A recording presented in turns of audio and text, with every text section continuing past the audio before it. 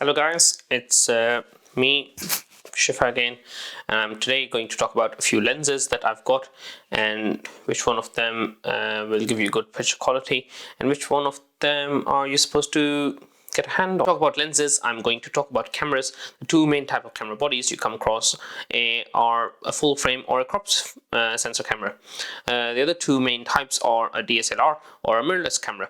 Now I do know currently there's a lot of trend shift for a mirrorless camera, but DSLRs still have their advantages in the market. It's a heavier body, it's more robust, and it is really good to shoot with. The haptic feedback, sound feedback a DSLR body gives is much better than a mirrorless body, and now having used both for a good few months, I think I still like the feel of a DSLR in my hand. Having said that, mirrorless cameras have their own place in the market. They are really good, they're really handy, and they do help get your tasks done. And they are silent shooters, and hence they are very good for weddings, events where your camera needs to be quiet, in meetings, in corporate events.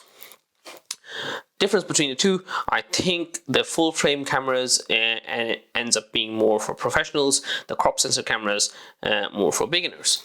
Is it entirely just for beginners? I do not think so. I think a lot of professional shooters still use crop sensor cameras. Crop sensor cameras give you a nice crop, they hence zoom into that image, and the lenses produce a bigger image on that cropped sensor. Gives you a crop by nature, you don't have to crop it afterwards. If you've got a full frame camera, you have to crop in afterwards to get that finer zoomed image.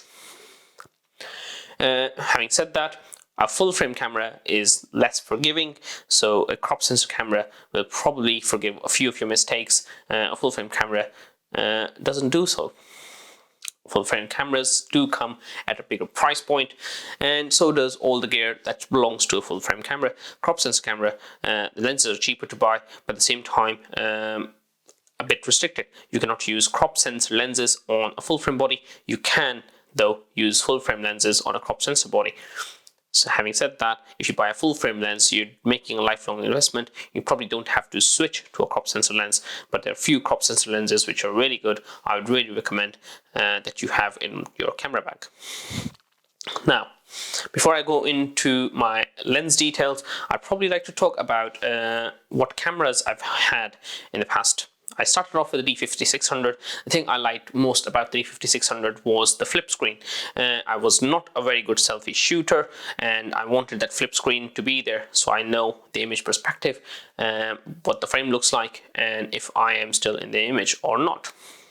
That quickly changed to a D7200, and I say quickly, I mean about 3 or 4 years down the line. It was a very good, more customizable camera, and since I had learned the basics of photography, it was a very beautiful camera to use. It had two memory card slots. I'm not going to go into memory card slot controversy here, but I think one is as good as two. Then, and when the 7500 came out, because I had a lot of crop sensor glass with me, by glass I mean lenses for you beginners out there, so I switched to D7500. The good thing about D7500 was a 4K video shooting, but although it did it with a crop. And more recently, I've switched to a Nikon mirrorless system, which is Nikon Z6. And the good thing about Z6 is it can do 4K video on a full frame, not crops. And not only that, it can produce 8-bit and 10-bit and log file. Moving on to lenses, I've owned a variety of full frame and crop sensor lenses. It is one of my new lenses, my new cameras. Nikon has not really come out with a big variety of Z lenses, so I'm still waiting for a few other glass to come out so I can buy it. It is expensive, but it does give me sharp photos, and it does help me make better videos.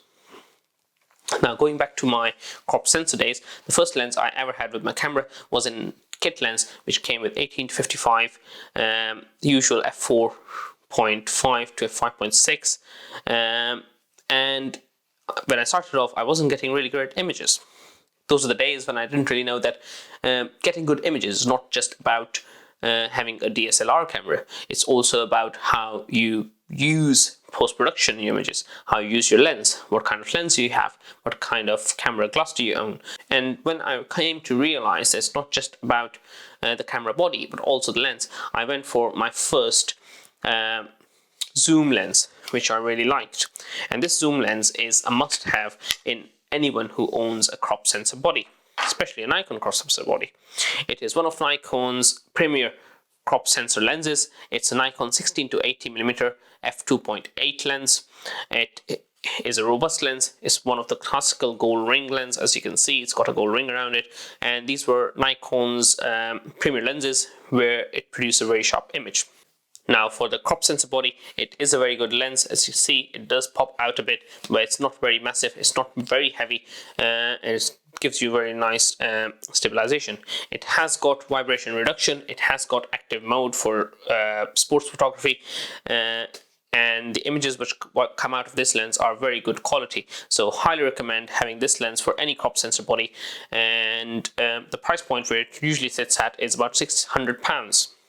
Now, having said that, you can get a second-hand lens very cheap off the market for about £400 to £500, and do trust me when I say it is very good value for money.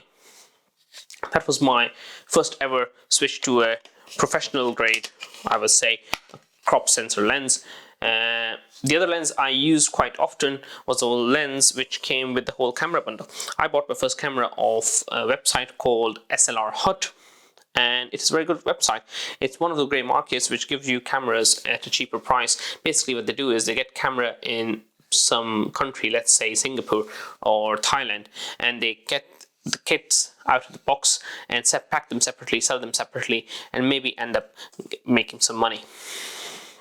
Anyways, the second lens I got was a 55-300 f4.5 to 5.6 GED lens, which has also got vibration reduction. I think the new version of this lens has come out, and that is called VR2. Again, a very good lens. It's very good for those fine zooms. You get very good image quality. When you've zoomed in quite a bit, you get that fine bokeh as well, and a very sharp lens for the details. It is a lighter lens. If you want a bigger zoom lens, I've got one which I'll show to you in a minute. It's more expensive. This one would probably cost you about £200 out of the box. If you want something cheaper, second hand, you can probably get one for £50 to £100. So it's highly recommended again for someone who's starting off in their beginner days with a DSLR camera. Third lens I've started using quite recently is my crop sensor 10 to 20 f 4.5 to 5.6 G lens. It has not got any vibration reduction on it. It's one of the lenses which sits really well on my D7500. Gives me those wide angle shots that I need for my landscape photography. Also, it gives me a very wide angle which I can get on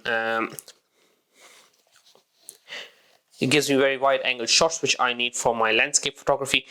Not only that, it also gives me a very wide angle shot which is really useful when I'm shooting videos with this camera. As I said, D7500 has got 4K video shooting as a crop sensor. So when I'm shooting at 10mm, which is a full frame equivalent of 15mm, I get with the crop about good 24mm footage. So that was my third crop sensor lens. Now, I did buy a few of my full frame lenses during my crop camera days, and that was because I could use full frame glass with my crop cameras. The first one I bought was the Nifty 50. It's a 50mm f2.8 lens. Sorry, it's an f1.8 lens. The reason I didn't go for f1.4, they're much more expensive, and they only, if they do, make a very small difference in image quality. It's a very fast lens. It's very good for portraits. It's very good for your normal everyday shots.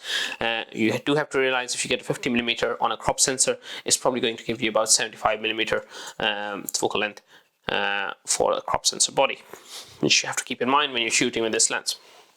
The images are really sharp. Something you have to know about any of the prime lenses is the prime lens image quality will always be better than any of the zoom lens, whether it be telephoto zoom or a wide angle zoom lens. The price point for this will be about £200 to £300 if you buy it fresh off the market. You can easily get it for £50 to £100 second hand. Again, if you have money, I would highly recommend it. Nifty 50 is something every photographer will definitely have there in their bags. The second lens I went for is the Nikon 24 1.8 ED. Again, a very good lens. Both of these lenses don't have vibration reduction, so something you have to think about, but they're really good fast lenses. Again, 1.8 because it's cheaper. It is used for wider shots. Again, on a 24 millimeter on a crop sensor body will give you somewhere around 35-36 millimeters worth of focal length. So that's something to keep in mind. Image quality is really sharp. You can get it off the market for a good £300 to £400. Second hand for about £100 to £200. Not a bad deal. I do not think you really need to have this one. I think you can easily compromise on this one and get something else off the market. My third and final lens is something which is really used for my macro photography. It gives you 1:1 zoom. It's the Nikon 105 f2.8. The reason I didn't go for f1.8, which is the new version, or 1.4, is, as I said before, they're all more expensive, and I don't think the money is worth one extra stop, especially for the kind of work I am doing currently. If I do end up being a professional photographer in the future, I'll probably switch to a 1.4 glass, but that does require a heavy investment on your part. The quality of this lens, pristine, immense. As you can see, it's got a extra ring mounted on top, and this ring fits my macro flash very easily. It's a very good quality lens. It's a very heavy lens, so you have to keep in mind if you're mounting this lens onto your camera, it's an easily 500 to 600 gram lens on its own. The price point I would probably advise you get it at would be between £200 to £400, and you can get it secondhand very easily. Would I recommend it if you're into macro photography? Yes, definitely I'd recommend it.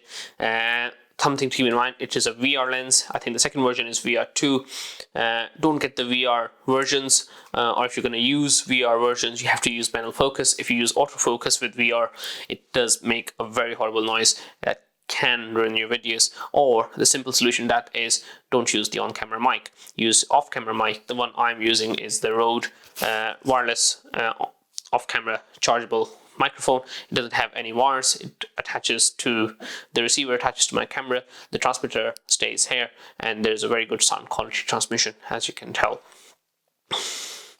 I'll give you a very quick demo of how I fit my ring flash onto this lens. It's not that big a deal. All you have to do is mount this ring on top of this lens to start off with, and once the ring is mounted, you mount the flash like that. As easy as that, and there you go, you've got your flash ring attached to this flash lens. It is massive, makes it a bit more heavier, but you can still use it and put your lens cap on. The last but not the least is my massive tank of a lens, which is a 200 to 500 f5.6 telephoto zoom lens. It is a full frame lens. It is used for wildlife photography. You can use it for bird photography. I use it for taking pictures of airplanes and from the ground, airplanes high up in the air. You can easily read their tail signs, and that's how sharp this lens is. It has a very good build quality. It is a heavy lens, and you have to realize that to have a fixed focal zoom at 200 to 500 range is something Nikon has done really well. It's, as I said, a massive lens. As you can tell, you take this lock off, this lens is massive. Okay, so you really probably will need a tripod mount for this lens. I do use it handheld. It's got good vibration reduction, and I've taken some pictures of the moon with it, which are really good, really sharp, and I do suggest you go on my Facebook page called 1 billion clicks and have a look at those images that I took with this lens. Price point you're looking at is about £1,000. It can be sometimes more expensive, £1,200. If you get it off Great Market, £1,000. If you get it second hand, it'll be £600 to £800. I am not selling this one.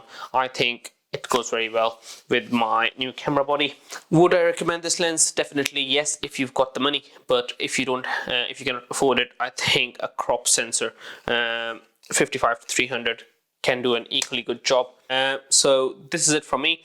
The lens which is mounted onto this camera is my 24-70 f2.8s lens. I cannot take it off at the moment, and the only other thing to show you in this video is this f2Z adapter, which comes with the Nikon mirrorless camera bodies, and this f2Z adapter will literally change any of the Nikon f-mount lenses to a Z mount, and hence you can use all of your f-mount glass on your mirrorless system. This is it for now. I will be doing some more videos. I'll be talking about my tripods that I hold. I'll be talking about my flashes. Give us a thumbs up if you think this is a nice video. If you think I need to improve on anything, please leave a comment down below. And also please tell me what lenses are you using currently with your camera and what do you think about my recommendations. Thank you very much. Have a good day and I'll see you soon.